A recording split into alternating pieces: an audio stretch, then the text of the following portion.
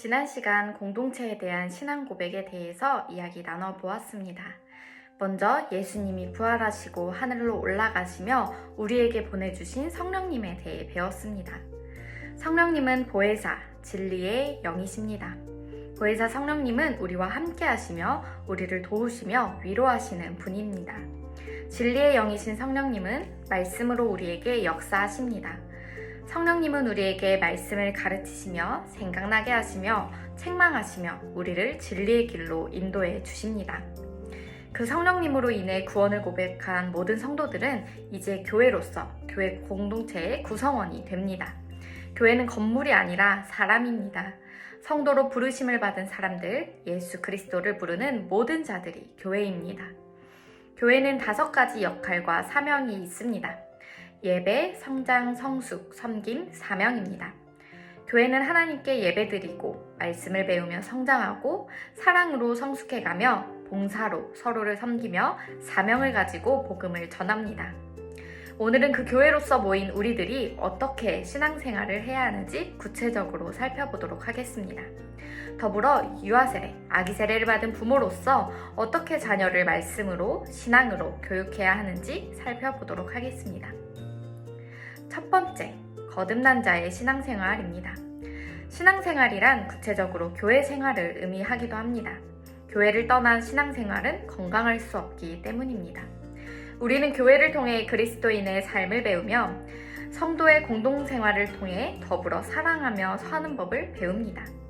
우리가 다음과 같은 일들을 힘써 행할 때 교회 생활을 통해 신앙이 크게 자라고 삶이 더욱 풍요로워질 것입니다. 우리는 주일 예배와 그 밖의 신앙교육과 모임에 모이기를 힘써야 합니다.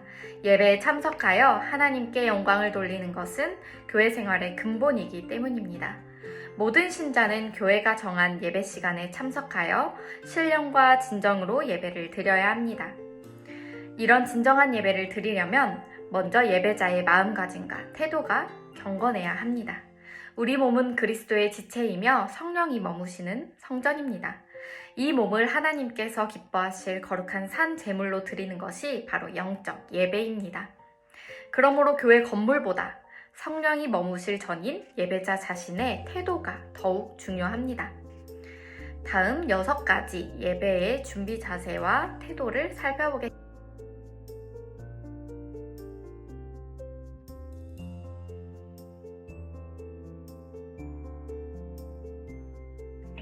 하나님은 말씀으로 세상을 지으시고 말씀으로 세상을 다스리시며 말씀으로 우리에게 하나님의 뜻과 계획을 알려주십니다. 그렇기에 우리는 성경 말씀을 계속 읽고 배워야 합니다. 성경이 뜻하는 바를 바로 알고 믿음으로 순종해야 합니다. 또 성경 말씀이 가리키는 방향을 따라 살아야 합니다. 하나님을 사랑하는 자는 하나님의 말씀에 순종하는 자이기 때문입니다. 기도는 하나님과의 대화요, 영적 호흡입니다. 끊임없이 기도함으로 주님의 음성에 귀를 기울이며 주님의 뜻을 물어야 합니다. 순간순간 호흡하듯이 하나님을 떠올리며 하나님께 기도하는 습관이 있어야 합니다. 또 시간을 정하여 꾸준히 기도해야 합니다. 하나님의 뜻대로 하나님의 말씀으로 기도해야 합니다. 기도는 하나님의 뜻에 우리의 뜻을 맞추는 시간이기 때문입니다. 하나님을 찬양하고 높이는 표현이 우리 삶에 녹아들어야 합니다. 평소에 하나님을 부르고 하나님을 찬양하고 하나님께 감사하는 것으로 인하여 우리의 신앙이 더욱 자라가기 때문입니다. 찬양과 감사하는 습관이 우리의 신앙을 지켜줍니다. 하나님께서 우리에게 주신 달란트를 주님의 뜻대로 사용해야 합니다. 공동체에서 아주 작은 일에라도 봉사하며 섬길 때 우리는 하나님의 마음을 느낄 수 있습니다. 우리를 향하신 하나님의 뜻과 마음을 깨달을 수 있습니다. 또한 봉사로 인해 예수 그리스도를 닮아가는 삶의 훈련을 할 수 있습니다. 그런 의미에서 봉사는 우리에게 주어진 책임인 동시에 권리입니다. 예수님은 우리에게 땅끝까지 복음을 전파하라고 말씀하셨습니다. 우리는 때와 장소를 가리지 않고 부지런히 전도해야 합니다. 하나님의 나라를 말과 삶으로 전해야 합니다. 예수 그리스도를 닮은 삶으로 하나님의 나라를 전하는 말로 복음을 전해야 합니다. 그것이 우리의 사명입니다. 예배와 여러 가지 교회 활동에 적극적으로 참여하는 것만으로는 참된 그리스도인이라고 할 수 없습니다. 참된 그리스도인은 교회 생활을 통하여 경험한 새 사람의 새 생활을 세계 속에서 또 사회와 가정 속에서 실천하려고 노력하는 사람입니다. 또한 아름다운 미래를, 하나님의 나라를 막연히 앉아 기다리는 것이 아니라 그날을 앞당기기 위해 역사의 흐름을 직시하면서 행동하는 믿음으로 사는 사람입니다. 우리는 세상을 넓게 보아야 합니다. 이제 세계 방방곳곳에서 발생하는 문제는 곧 우리의 문제입니다. 자신의 문제와 개교회의 문제만 생각하지 말고 연대의식을 갖고 책임적인 삶을 살기 위해 세상을 넓게 보아야 합니다. 세상 어느 곳에서 천재지변이나 기아, 질병 등의 문제가 발생하면 어떤 방법으로든지 도와야 합니다.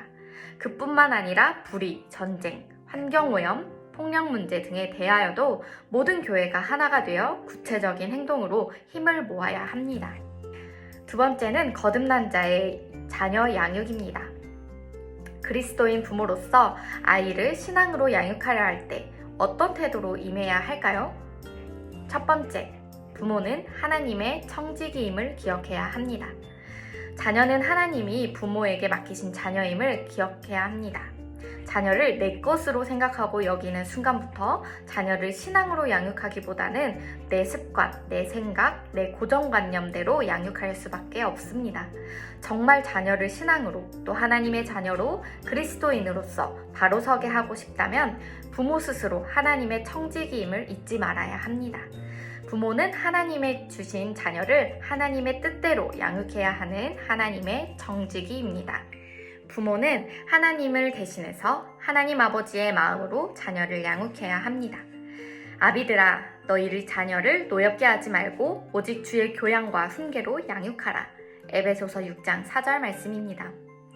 하나님을 대행해서 자녀를 사랑하고 훈련시켜 하나님이 쓰시고자 할 때 온전히 내어드려야 합니다. 따라서 자녀 양육은 부모가 갖는 특권임과 동시에 막중한 책임입니다. 자녀는 부모의 소유가 아닙니다. 하나님의 자녀일 뿐입니다. 부모는 그 청지기입니다. 자녀를 하나님의 일꾼으로 훈련시켜 준비해야 합니다. 자녀 양육의 사명을 잘 감당함으로써 주님께 잘했다 칭찬받는 부모가 되시기를 바랍니다. 두 번째, 믿음과 삶의 본이 되어야 합니다. 자녀들은 부모의 삶을 보고 그대로 배웁니다. 자녀에게 말로만 가르친다면 자녀는 거짓과 위선을 배울 것입니다. 반면에 비록 말로는 가르치지 못하더라도 진실한 생활과 행동을 보여준다면 자녀는 부모의 삶을 통해 진실함을 배우게 될 것입니다. 빌립보서 3장 17절 말씀입니다. 형제들아, 너희는 함께 나를 본받으라. 또 우리로 본을 삼은 것 같이 그대로 행하는 자들을 보이라. 이를테면 효도를 가르치려면 우리부터 부모님을 공경하는 모습을 보여주어야 합니다. 감사를 가르치려면 부모부터 먼저 감사를 표현해야 합니다. 하나님 사랑을 가르치려면 부모가 먼저 하나님 사랑을 실천하는 모습을 보여주어야 합니다. 세 번째, 자발적인 믿음을 가질 수 있도록 도와주어야 합니다. 하나님은 인간에게 자유의지를 부여하셨습니다. 우리를 로봇이나 동물처럼 창조하지 않으셨습니다. 그래서 자유의지를 가진 인간은 하나님과의 충심 어린 인격적 관계를 맺을 수 있습니다. 사랑의 관계를 맺을 수 있습니다. 물론 자유의지를 가지고 하나님을 거역할 위험이 있었지만 하나님은 자유를 부여하셨고 우리의 인격을 존중하셨습니다. 이와 마찬가지로 부모도 자녀의 인격과 자유의지를 존중해야 합니다. 강요나 억압으로는 진정한 사랑의 관계를 맺을 수 없기 때문입니다. 강압적 지배로는 결코 자녀에게 사랑을 줄 수도 또 자녀에게 사랑을 받을 수도 없는 것입니다. 진정한 사랑이란 대상의 인격과 자유의지를 존중하는 것에서 출발하는 것입니다. 따라서 아이로 인하여 아이가 강압적으로 믿음이 발생하는 것이 아니라 자발적으로 하나님을 따르고 하나님을 사랑하는 믿음이 생길 수 있도록 부모가 옆에서 돕고 설명하고 가르쳐 주어야 합니다. 네 번째, 성경적인 자아상을 그려주어야 합니다. 자녀는 백지와도 같은 공백 상태로 태어납니다. 이제 부모는 자녀의 자아상을 그려주는 화가와도 같습니다. 어떤 그림을 그려주고 싶으신가요? 부모의 무심코 던진 말 한마디에도 자녀의 자아상은 깊은 상처가 생길 수도 있습니다. 이를테면 너는 귀하구나. 어쩜 이렇게 사랑스러울까? 사람들도 너를 정말 많이 좋아할 거야. 하나님이 너를 너무나도 사랑하신단다. 하고 말해주면 자녀는 나는 귀하고 사랑스럽다. 사람들도 나를 좋아할 거야. 또 하나님은 나를 너무나도 사랑한다. 하고 굳게 믿으며 건강한 자아상을 형성할 수 있을 것입니다. 그러면 나중에 어른이 되어도 대인관계도 좋고 자신감도 있으며 실패를 두려워하지 않는 건강한 자아를 갖게 될 것입니다. 반대로 부모가 네가 너무나도 마음에 들지 않고 실망스럽다. 이러한 행동과 이러한 것은 무엇이니? 뭐 하나 잘하는 게 없구나. 누가 널 좋아하겠니? 하나님도 실망하겠다. 하고 말한다면 자녀는 나 자신이 너무나도 싫다. 실망스럽고 마음에 들지 않는다. 아무도 나를 좋아하지 않을 거다. 하나님도 나를 좋아하지 않을 거다. 나를 사랑하시지 않을 거다. 하고 믿게 됩니다. 왜곡된 자아상을 형성하게 되는 것입니다. 그러면 자녀는 마음속에 열등감, 무력감, 낮은 자존감, 수치감, 죄책감, 분노 같은 상처를 지닙니다. 그 상처 때문에 대인관계뿐만 아니라 하나님과의 관계에서도 여러 가지 징후를 겪게 됩니다. 당연히 자녀에게 이런 부정적인 말을 할 부모는 없겠지만 아이에게 성경적인 자아상을 그려주고 하나님의 눈과 마음으로 아이를 바라보며 표현해주는 부모의 태도가 중요한 것입니다. 성경적 자아상이 가장 건강한 자아상이기 때문입니다. 그러기 위해서는 부모가 하나님 아버지의 마음을 가져야 합니다. 하나님의 안경을 쓰고 바라보아야 합니다. 하나님의 시각으로 자녀를 바라보아야 합니다. 외모나 조건으로 바라보지 않고 그 생명과 존재의 소중함으로 바라보아야 합니다.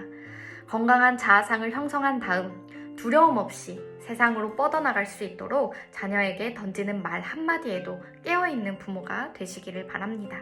5번째, 가정의 중심은 부부입니다.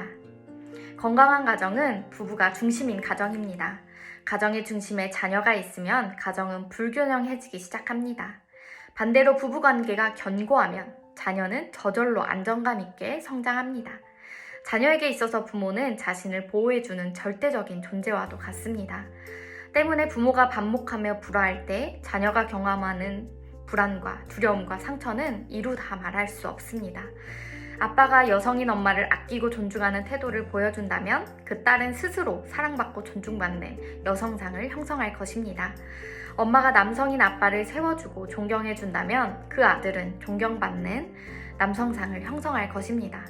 또한 부모님이 서로 사랑하며 사는 모습을 보고 자라나면 행복한 결혼과 가정생활에 대한 기대를 가질 것입니다. 에베소서 5장 33절 말씀입니다. 너희도 각각 자기의 아내 사랑하기를 자신과 같이 하고 아내도 자기 남편을 존경하라. 자녀를 사랑하십니까? 그렇다면 남편을 세워주십시오. 자녀가 잘 자라기를 원하십니까? 그렇다면 아내를 존중하고 아껴주십시오. 이것이 자녀 사랑의 시작인 것입니다. 6번째, 떠나보냄을 준비해야 합니다. 자녀는 부모의 품을 곧 떠나기 때문입니다.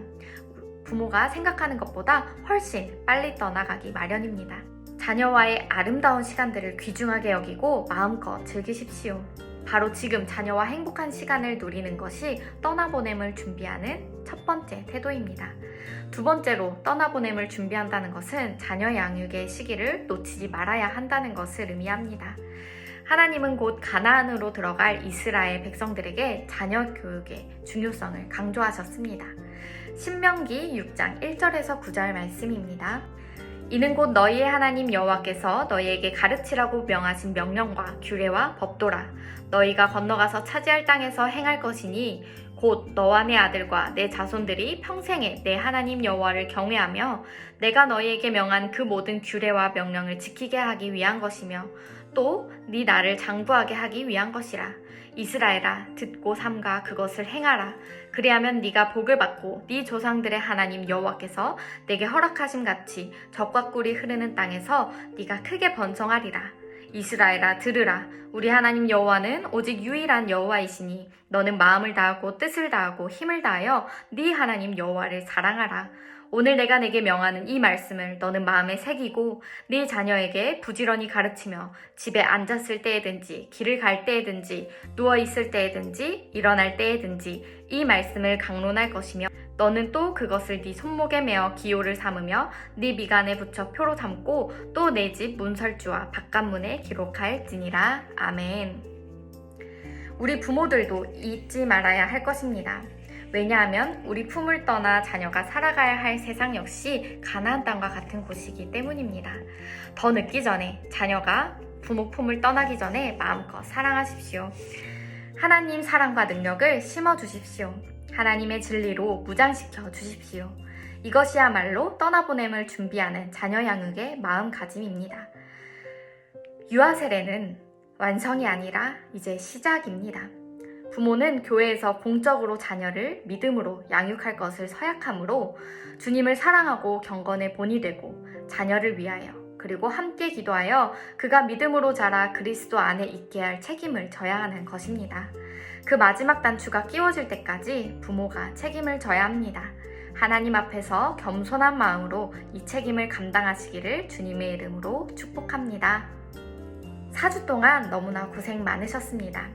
마지막으로 과제가 하나 있습니다. 하나님의 청지기로서 자녀를 사랑하는 마음으로 아이에게 전해주고 싶은 신앙과 축복의 말을 편지로 표현해 보세요.